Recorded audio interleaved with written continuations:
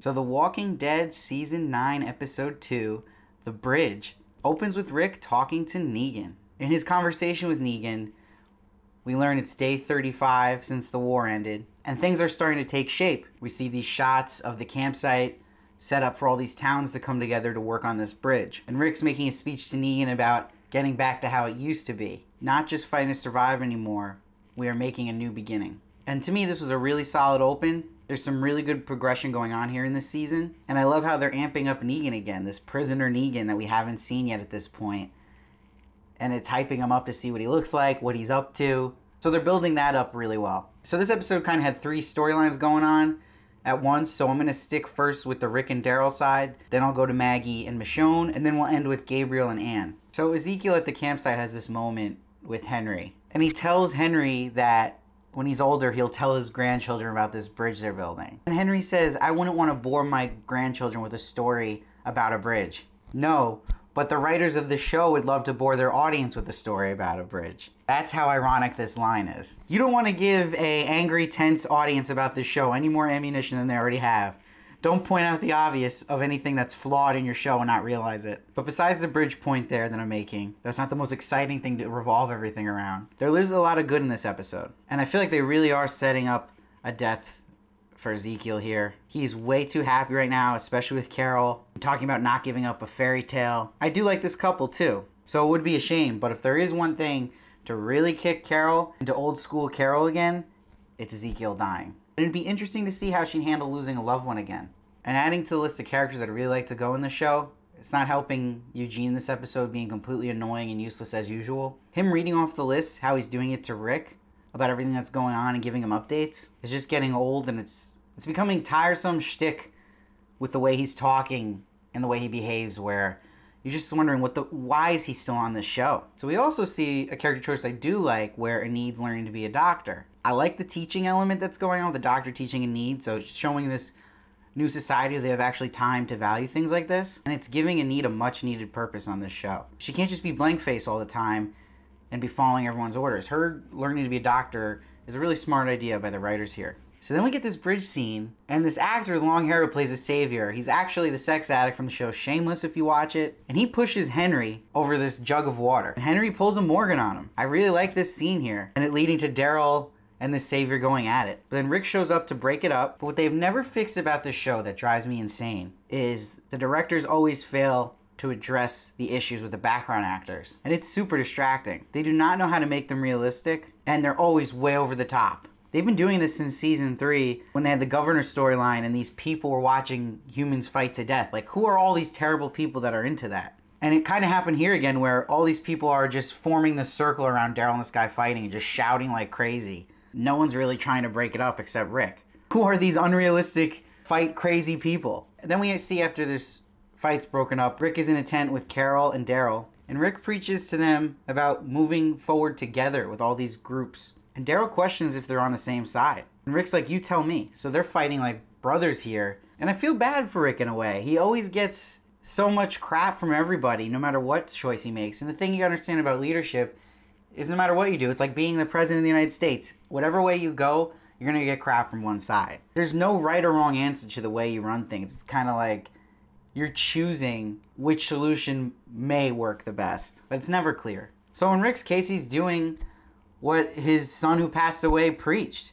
And you have to respect that, and there's only good in it. So I definitely think everyone's being over hard on Rick, but it is making for some interesting conflict here that the show desperately needs. So another character, again, who's just on the chopping block for me is Rosita. I mean, she literally is the one who has to set off this blast. And the savior that's with her suggests, hey, you know, we should do this blast probably farther, right? And she's like, no, it's okay. And she just sets it off, attracting the zombies. But it was cool to see Jerry turning that siren to distract zombies the other way. I like the system they have going this season. This is one of those things that people in the Walking Dead Reddit have always suggested, to have sirens and control them through sound. So it's a pretty cool progressive idea they've thrown here. And it keeps it fresh. So Rick is informed by Alden that none of the saviors made it back home from the bridge site. And Rick's saying he protects them. And Alden's like, well, they work for you and that's why you protect them? Who's that sound like to you? Obviously referring to Negan. But I don't think this is a fair argument by Alden here. Because isn't that all government? How else can you do this? That's how government runs. People work and that gets them taken care of. That gets them money. That gets them protection, security, home. If they want to build a new government in the society, they kind of have to do things like this. So Negan and Rick in that point aren't crazy. Where Negan went crazy compared to Rick was he was actually just killing people who didn't listen to him. So the second siren that's supposed to go off doesn't go off, and the zombies appear at the worksite. And Daryl's telling everyone to run and book it, and some idiot savior just goes, "Oh, we gotta go, everybody," and just drops the logs onto Aaron, and his arm gets stuck under the log. Rick and everybody shows up to save the day, but I really love Daryl in this scene. They're unleashing Daryl this season, and it's a smart choice. More Daryl never hurts. And him getting that sick kill with the 2 knives and the zombies was sweet. And there's really nice zombie effects here going on, and really cool kills. And getting zombies back in this show this season, a ton of them, is huge. Fans always clamor for that. And that's been a big complaint the last 2 seasons, that there hasn't been enough zombies. So they're going back to what works. And I loved Rick shooting that rope to unleash those logs onto those zombies. That was such a cool shot from above, rolling over the zombie's head, making their heads look like they were hit by Lucille too, which was kind of cool nod there. So to me, this is where it gets weird for comic readers, because seeing Need now has to step it up for Aaron, right? And he has to get his arm amputated, she decides. So she has a big moment here, which was making her more and more likable. And she trusts her instinct. But it sucks they couldn't do all this for Rick. Rick in the comics, if you don't know, he's had it for a long time in the comics, loses an arm. He basically has a hook hand attachment. Why are they doing this with Aaron, having him lose his arm? And they're making him strangely look like Rick a lot with the beard now, and now missing the arm. I don't know if they're setting up to be the Rick role when Rick leaves this season, but it's very strange to me. But I do love the gruesome cut. They went all out here when she amputates the arm and actually showed that gore in his arm. That was pretty cool. So Daryl gets pissed at this savior outside that turns out being a guy from Shameless with the long hair who didn't set off the other siren. And he gives him a damn beating. I love Daryl losing his mind here.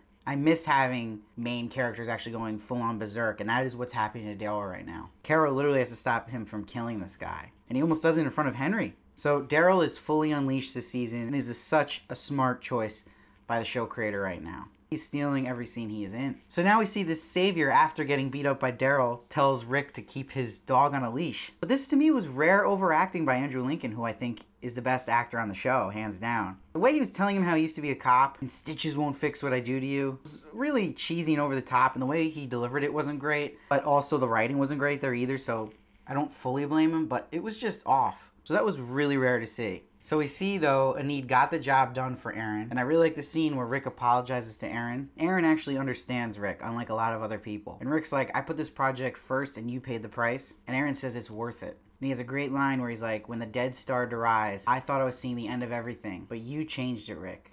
So go Aaron. I'm Team Aaron right now. Even if he's taking the cool one-arm thing from Rick. I love it. He's supporting him, and he's actually saying what makes sense. And giving this guy credit for everything he's done for everybody. And this was big for Rick. You could see in his face, it's showing like Aaron's almost confirming in his head now and giving him confidence about his belief in doing the right thing for Carl and Carl's vision, and that, wait, people are seeing this now, this vision I'm preaching. So really good writing all around there. And Rick then at night sees everyone getting along by the fire at camp, even after a crazy day. Ezekiel again goes for this proposal with Carol, so this guy is so dead.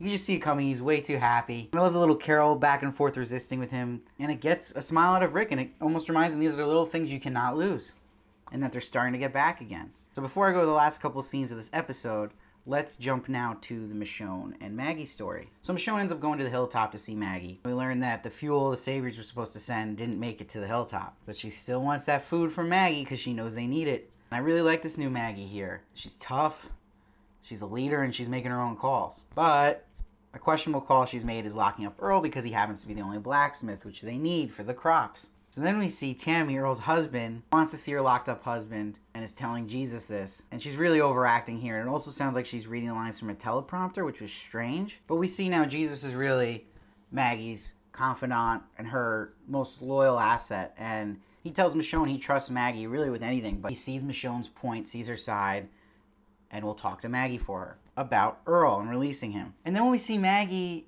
and Jesus in her office with little Herschel, who's adorable, makes me miss Glenn more and more. They mentioned that character Georgie, who I completely forgot about, the woman with the suit from last season, and that she's done a lot for the Hilltop. She's laid out a lot of this plan for them in the future, and she really keeps wanting Maggie to fully be on board with her. But Maggie likes her ideas, but says she's not 100% on board yet to just get up and do that. She still wants to create her own future here at the Hilltop. I still have a feeling Georgie isn't 100% trustworthy, and she has something to do with those helicopters. We will see. So Jesus works a bit on Maggie here about Earl, and we get this scene now with Tammy visiting Earl. And Earl, we learn, relapsed, and they really drag out some parts like this. It gets that Lifetime Hallmark show type feel. But we see Maggie's already starting to sympathize now seeing this. And she goes down to Earl in her own time. And Earl gives his alcoholic story, joining AA. This is just way too long of a scene, though. Just get to the point. We don't really know Earl. This is another scene that's a snooze alert for mom and dad in the living room who just fall asleep to scenes like this that Walking Dead loves to throw in. The show has way too many characters and still wants to add more monologues for no-name Magoos here. Way too long.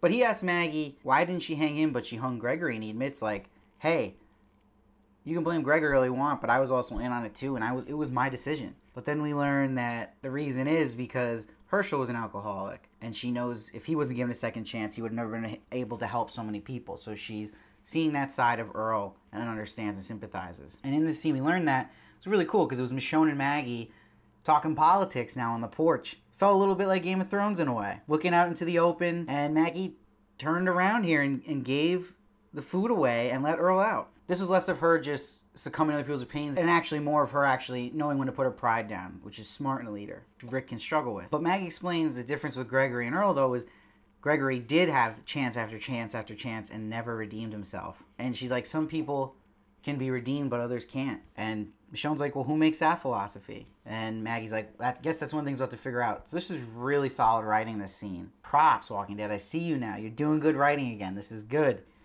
Good setup. Putting politics in this and making you think. So now to the quick scenes we see with Gabriel and Anne, aka Jadis. Gabriel has Anne draw a woman we later learn is an orchestra woman at a church that he lost and he deeply cared about. And they're both bonding over being outcasts, but then they get this weird sexual tension going on when she grabs his hand at first. I just feel like this wasn't earned. Like, this is right away. I mean, we're just seeing them hang out with each other and getting to talk to each other, and then all of a sudden she's going for it. But there was a nice little touch here after she drew that drawing to Gabriel. They cut to that scene with Maggie and Jesus in Maggie's office, and she had the paintings hung up and it said Anne under it. So there were actually pictures Jadis drew, because remember, she painted so much. But then later on in the episode, Gabriel's with Anne outside and he's talking about frog mating calls. It's so strange, and it gets Anne in the mood. And then Anne and Gabe hook up. I really think this just feels like they're trying to figure out what to do with these two characters, and like, let's just have them be together. It's really forced. And again, I'm going to say this every week. Please cut some heads. Let's add to that list Gabriel especially. So sick of that character. So now let's go back to the end of this episode, and we get the reveal that the beginning of the episode was actually the last scene, where Rick's talking to Negan. They finished that convo, which I really thought was a good touch. And Rick's saying it was a hard day, but when the day was done, they still came together, these people. Not all of them, but enough. And he's like, no matter what happens, human nature is to come together. And then we finally see Prisoner Negan in a mysterious shadow. I like that. He has this great line, just because you had a little weenie roast, you think you got this all on lock.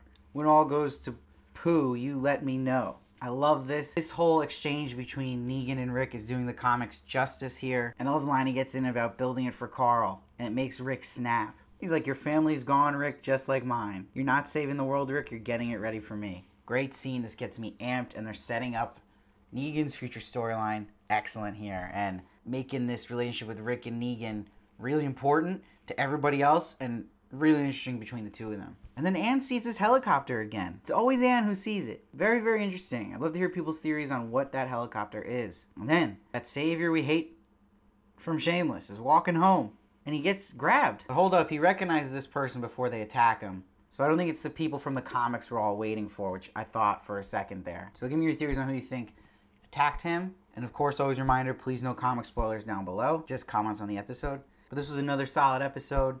Not amazing, but again, better quality than anything last season. So far, new creator hasn't given us a dud yet, which is a huge accomplishment for this show. I like how they're setting up everything, getting back to zombies, and getting back to meaningful scenes with the characters we really want to see and love. And also seeing everyone in each episode is huge. Not focusing on one story and leaving people behind for too long, where we'd have points where like, wow, we haven't seen Rick for 3 episodes. So it's got a good flow to it. Daryl's getting his lines back, and Maggie's finally interesting. And it's making me excited for the next episode each week again, which is great. So I hope this show makes a comeback. It's in the right direction. Let's hope we can keep it up. I'm going to give this episode an 8.3. Please let me know what you thought down below the episode. What's your rating? Give me any thoughts you have. If you agree, disagree with me. I read every comment and try to respond to as many as I can. Please subscribe. My review of each Walking Dead episode will be posted right after each episode airs, so you don't want to miss one. And please follow me at SteveVarley1 for more of me on Twitter and Instagram. And I'll see you next time.